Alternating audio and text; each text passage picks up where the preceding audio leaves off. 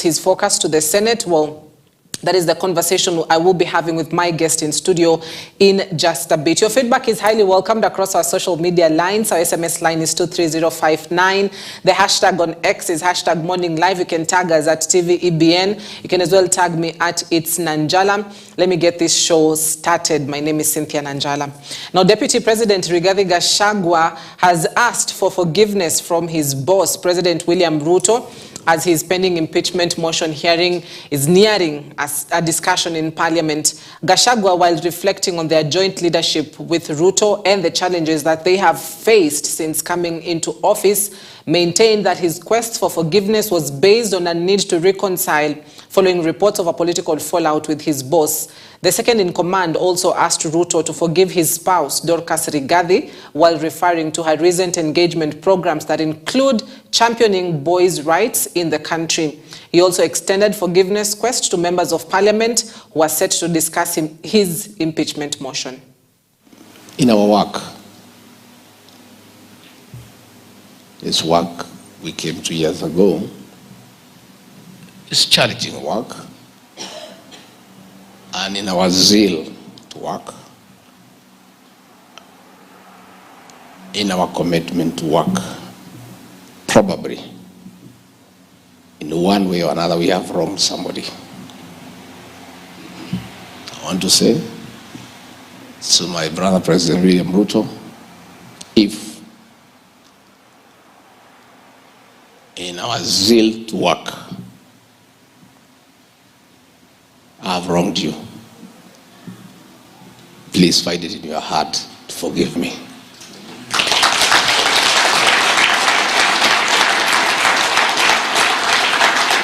I want to say, if my spouse, in her duties for the boy child and her program, has wronged you in any way, find it in your heart to forgive her.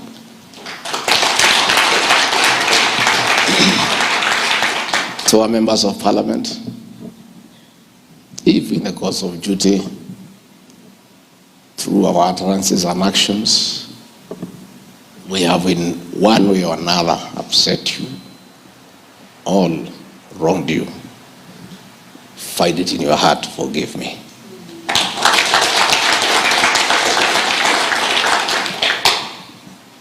If our brothers who did not support the president and myself in the way my region and the Rift Valley supported him, and probably you find that in appreciating our people and the support they give the president and I, probably our utterances made you feel uncomfortable. We did not mean bad. We were simply appreciating the people who voted for us. And if you feel that we rubbed you the wrong way, please find it in your heart to forgive me. Now, the Deputy President at the same time apologized to his family for putting them through what they are going through. My Pastor Dorcas and the children, I want to apologize as a politician that your names are everywhere for no reason. Your privacy has been defiled as I fight my political battles. I want to apologize, but there's nothing you can do because you got married to a politician.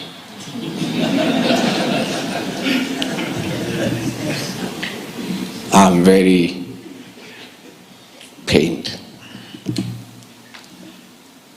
that my late brother, Governor Rigathi Gachagua, a good man, a man who worked very hard for his family, who died 8 years ago, his will that he made in privacy is in every newspaper. His properties that He worked so hard to live for his family. Everywhere in the newspaper. I wish those who pursue me could just pursue me and allow my little brother to rest in peace. That I feel. Now, Kericho Senator Aaron Cheriot is now accusing the judiciary of interfering with the processes of Parliament. The senator claims that the court has been interfering with the processes, contrary to the ruling that was given by the Supreme Court, urging courts to wait until a parliamentary process is completed. Meanwhile, Uriri Member of Parliament Mark Nyamita and Busia Governor Paul Otuoma say the dice is already cast and the Deputy President's fate has already been sealed. We want a statesman in the office of the Deputy President. But because the current Deputy President has failed to demonstrate that, on Tuesday, wewe Gachagua, on Tuesday, wewe Gachagua, on Tuesday, tuko na wewe tunapiga hiyo kura, wewe unaenda nyumbani. Na sio mimi, bwana Digiji, mimi sina shida na wewe, sina shida na wewe. Ni wananchi wamesema wewe uende wapi? Wamesema wewe unaenda wapi? Kwa hivyo wewe Digiji, anza kufunga safari. Tafuta suitcase, tafuta pickup kidogo, kama una pia sisi tutakuletea lori. Tunataka ule mtu atalinda Kenya kuanzia mlima mpaka huku mali kwa bahari. Tunataka kutoka Turukana mpaka huko Mombasa. Kwa hivyo wewe Rigiji, kwaheri. Wewe kwaheri bwana. Hata hii maneno unaona sasa hivi, we are not being told ukweli wa mambo. Lakini pia ukweli wa mambo, you cannot be a national leader and every day you are reminding people about tribalism. That is not integrity. Hiyo lazima uoneshe mlango. So speaker, hii kitu ni important. Hii kitu ni important. Because you can't be a national leader and every day kazi yako ni mlima. I mean, so what? Kwani sisi si wa Kenya? Mara shareholder, mara mlima. Hata kama atuongei, we have something to say. Because we can't be unabakua wa Kenya. Democracy means wewe ukichaguliwa, you are the president, you are the vice president of everybody. Lakini wao unatuchosha na shareholders na mlima. Even now you are threatening us. Ati sijui nini ikifanyika, ati sijui nini itafanyika. What will happen? You will go home and Kenya will just go on. Ngoja aende nyumbani ndio atajua. Ngoja ataangoe kura. Alikuja juzi. Ndio atajua uchungu ya hii maneno. Because some of us have been around kidogo. Because that's your boss. Huwezi kuwa unapatiana conditions kila saa. Respect your office. Hapo ndio mahali shida iko. So and our leaders must be held to account. I was in Nyeri and I told them the same. Mnapiga hii chorus lakini mwisho kuna mtu atalia. Na ndio hii imefika. Somebody say analia. And whether he likes it or not, how will they work? Even if you have integrity, watafanya kazi namna gani? It can't. And the whole country is not going to mark time because of an individual.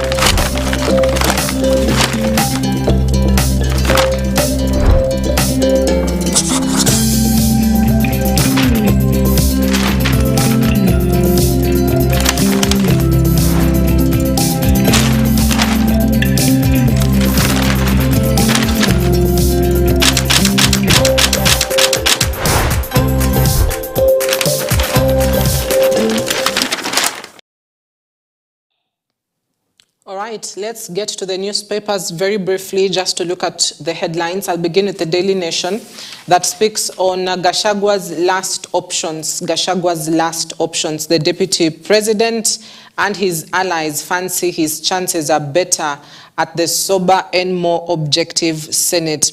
Deputy President and his allies fancy his chances are better at the sober and more objective Senate. So perhaps that is one of the last options that he will have to consider, because the tallying of numbers at the National Assembly, obviously with a high number of members of Parliament at the National Assembly, as well as just those in support of the motion. 291 members overwhelmingly voted for this particular motion, or signed the motion actually for it to be tabled at the floor of the National Assembly. So the question is now, will we see the same number of members of parliament vote for this particular motion in terms of his impeachment.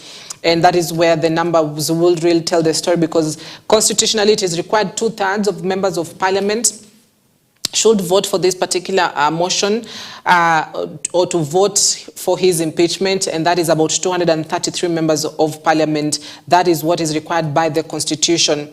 And so going by just how huge the National Assembly is, he may fancy his chances at the Senate because only the 47 elected senators will be voting for this impeachment. That means 30 senators need to vote for the impeachment, or alternatively 17 members need to be on the side of Rigathi Gachagua for him not to be impeached. So please forgive me, Deputy President Rigathi Gachagua made an impassioned plea for forgiveness, even as his team sought ways of fighting the impeachment motion against him, with members of parliament expected to vote on the matter tomorrow. Will President William Ruto play his hand and save his embattled deputy president? Well, that is the key question this morning. It also speaks of how public hearings on the Oster of motion turned against Ruto, the public participation that we saw on Friday and Saturday. Was it a blessing in disguise, to the Deputy President, Rigathi Gachagua? And just, paints a picture of where the country is at in terms of the faith towards the Kenya Kwanza administration. So that is the headline that is on page 4 and page 5. And of course, we'll be having an in-depth conversation around that. Also, how transition to new health system was bungled. How transition to new health system was bungled. That is the Social Health Authority. Now remember, it was in effect from October 1st, and now we have SHIF with us, or SHA, depending on which one you're referring to, the Social Health Authority. So how health system shift was bungled. A hasty launch of 104.8 billion program runs into difficulties. We are seeing emerging cases of persons that are not able to access treatment like they used to with the NHIF cards. We're also looking at a situation where you might have received the message which tells you you've been moved to the Social Health Insurance Fund. So they did some automatic transfer from NHIF to SHIF, and there was a report actually that was released yesterday by the Social Health Authority, which estimated that about over 5 million Kenyans were now in the new SHA, but it has run into headwinds, the new health system in itself, in terms of hospitals that are not catering for some of the services, persons that are not able to access services. We still have a lot of people that do not understand what this health system is all about, this new health system is all about. And so there's been a question on, was there enough civic education done for this particular program? So how health system, 104.8 billion shillings program ran into difficulties, and that is the headline on The Nation. Now to the Standard, Ruto locks his friends out. Ruto locks out his friends. Rattled by recent political events in the country, President William Ruto, previously an open and affable leader, is tightening control, enforcing street access protocols, and reshuffling long-serving staff allies who will now need permission to see him. And that is a story that is on page 8. Now, according to Felix Koskei, the head of public service, says despite the provisions of the act that State House is a protected area, several issues have been observed within State House compromising its security. So that is a story that is on page 8, which speak of a president that is now tightening control around power, enforcing street access protocols, which may result to those close to the president, or at least who call themselves allies to the head of state, may need just permission and go through a lot of protocols for them to be able to access him. Now, in a striking departure from the image of an open and easy leader, Ruto is enforcing street access protocols and reshuffling long-serving staff. President's critics reveal that the move signals his growing authority, but has raised concerns about Kenya's democratic space.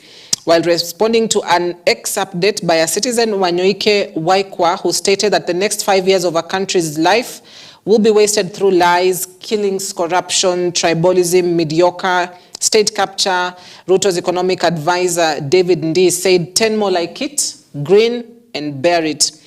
And that is to demonstrate that Ruto is in control. So State House is a protected area, according to the Constitution. And perhaps there's been a lot of advice from security operators, from advisors close to the president on just what he needs to do. But as he does that, Gachagua pleads for forgiveness. So will the forgiveness come in handy? And how soon can it come? And will that be enough to save the deputy president from impeachment? So that is the headline on top of the Standard newspaper.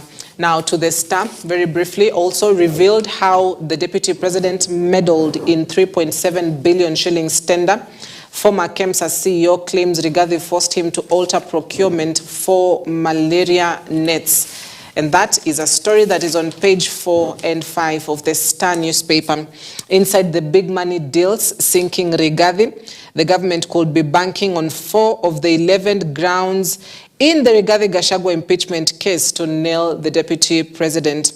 Now, 3 affidavits and an elaborate illustration of how the second in command could have moved millions of shillings stand out.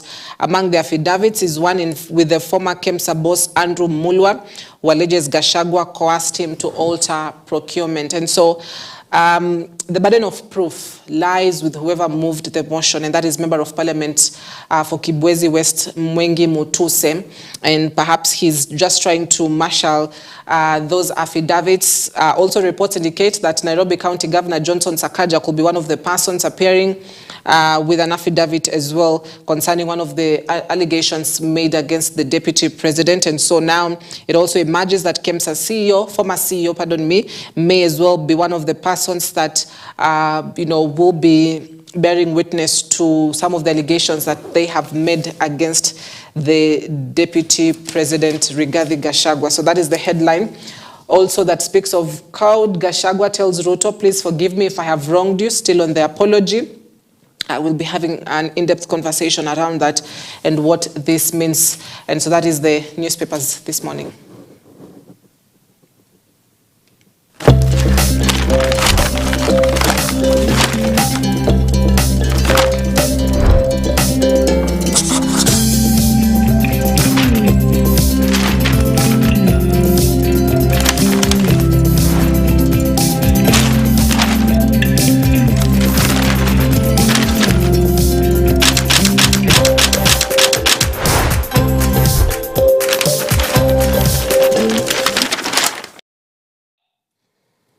All right, so allow us to take a quick breather, but after the break, we'll be getting into that conversation this morning. Your feedback is highly welcomed, by the way. Does this public apology stand ground, and what does this mean for the deputy president as well as the president and members of parliament who will be playing a critical role on this particular impeachment motion? My guests are already around. Willie Malilia, political scientist and an analyst, as well as Mweto Morethi, a political commentator. Stay with us. We'll be joined with them shortly after the break.